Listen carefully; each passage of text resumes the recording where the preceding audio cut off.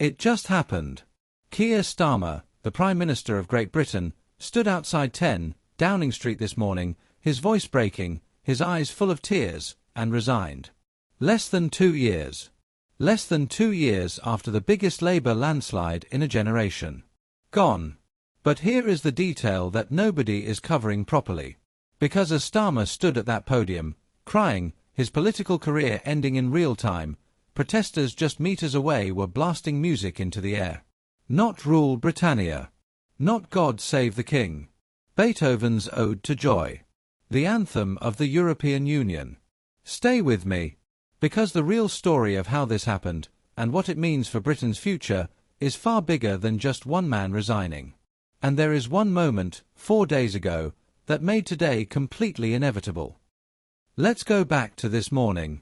Because the image of Keir Starmer outside Downing Street, the trembling voice, the mention of his wife Victoria, the barely controlled emotion, was not the image of a man who chose to leave.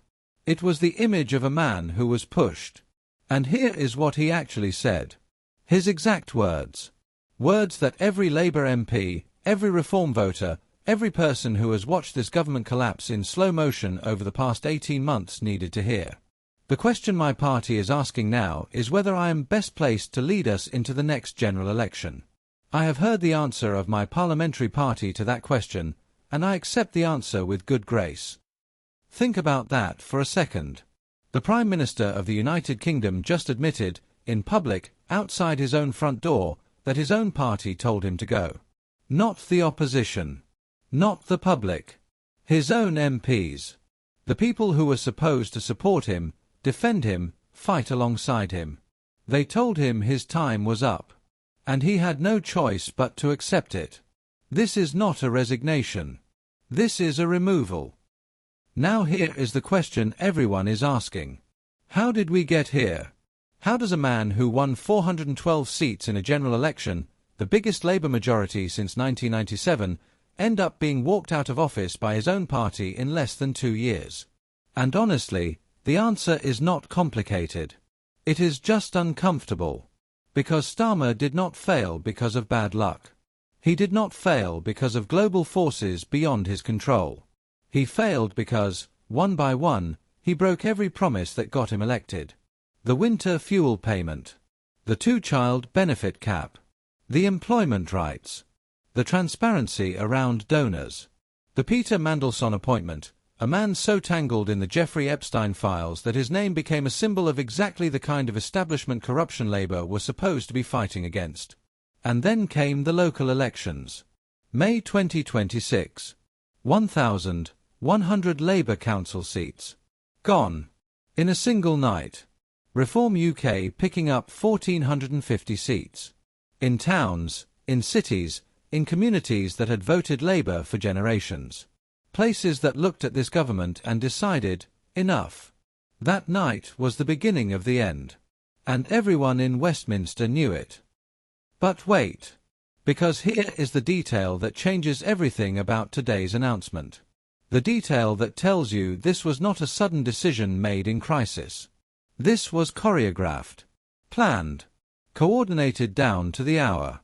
4 days ago, on June 18th, a Labour MP named Josh Simons resigned his seat. Not because of scandal. Not because of pressure. He resigned deliberately, specifically, to trigger a by-election in Makerfield, a seat in suburban Manchester. A seat that could be won quickly. And the man who ran for that seat? Andy Burnham. The Mayor of Greater Manchester. The man who has spent 2 years building a reputation as the one Labour figure who can actually speak to working-class Britain. The man who Reform thought they could beat. They were wrong. Burnham won Makerfield with 54.8% of the vote. In a place where Reform had just swept the local council. He didn't just win. He won decisively, in exactly the kind of community that Labour has been hemorrhaging for 2 years. And the moment that result came in, the countdown to today began. This morning, as Starmer was preparing his resignation speech, Andy Burnham was boarding a train from Manchester to London. By the time the Prime Minister had finished speaking outside Downing Street, Burnham was already being sworn in as a Member of Parliament. The handover had already started. Starmer was still talking. And the next chapter was already in motion. Now here is my honest view. And I think this matters. Keir Starmer is not a bad person. He came into office with genuine intentions and a genuine belief that Labour could deliver serious, stable government after years of Conservative chaos. And on some things, defence spending, the early stages of NHS investment, the diplomatic reset with Europe, he made real progress. But he made one fundamental mistake. He confused winning an election with having a mandate. He won 412 seats on 33% of the vote. A third of the country. In a political system where the opposition was collapsing and the votes were splitting 6 ways. And he governed as though that number meant something it didn't. It didn't mean the country trusted him. It meant the country was desperate for an alternative to the Conservatives. And the moment that alternative appeared elsewhere, in Reform, in the Greens, in Andy Burnham, the floor collapsed beneath him. That is the brutal truth of Keir Starmer's premiership. But here is the part that nobody is asking loudly enough. The part that makes today bigger than just one resignation. What does this mean for Nigel Farage? Because Reform has spent 2 years building its entire political identity around one idea. That the Labour government is failing. That the establishment is broken. That the only real opposition to a corrupt, incompetent political class is Reform UK. And today, that argument just got infinitely more complicated. Because Andy Burnham is not Keir Starmer. He is not a technocrat. He is not a former director of public prosecutions who sounds like he is reading from a legal brief. He is a politician who has spent 20 years learning how to talk to the people in the towns and cities that Reform has been winning. He beat Reform in Makerfield 4 days ago. He will try to beat them everywhere else. And that changes the calculation for Farage entirely. Think about what Reform has been doing. Growing in the polls. Winning council seats. Projecting 284 parliamentary seats at the next general election. Building the infrastructure for a historic political breakthrough. All against a Labour government that was visibly falling apart, led by a man with a net approval rating of -57. That Labour government is now gone. And what replaces it? Burnham's Labour, a reborn centre-left politics that speaks the language of the North, is a very different opponent. This is not over for Reform. But it just got harder. And here is the final piece of this story. The one that will echo through British politics for years. Keir Starmer just became the 7th Prime Minister of the United Kingdom in a decade. 7. In 10 years.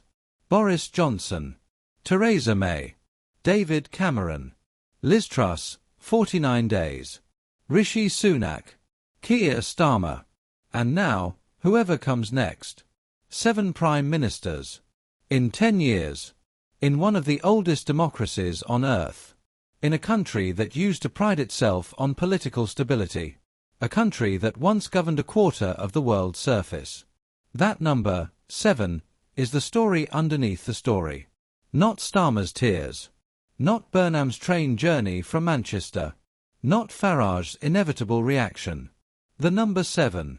Because it tells you something has gone very wrong at the heart of British governance. Something that a change of leader, however popular, cannot simply fix.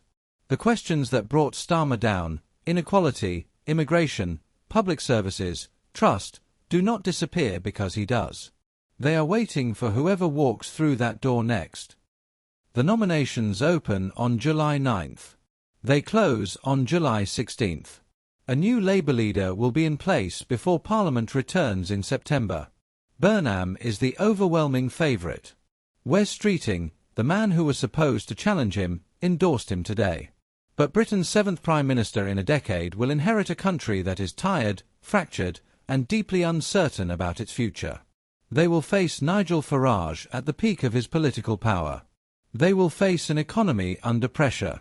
They will face a public that has watched 7 leaders come and go and is running out of patience with all of them. Today felt like an ending. And it is. But it is also the beginning of something we cannot yet fully see. Is Andy Burnham the man who can stop Reform UK? Is this Labour's last chance to hold working-class Britain? Or has something already shifted, permanently, in the political geography of this country? I want to hear from you. What do you think happens next? Is Burnham the answer? Or is it already too late for Labour? Drop it in the comments right now. This is the biggest political story of the year and I want to know what you think. Subscribe. Because the next few weeks, the leadership contest, Farage's response, Burnham's first moves, are going to be unlike anything this country has seen in years. And this channel will be here for every single moment of it.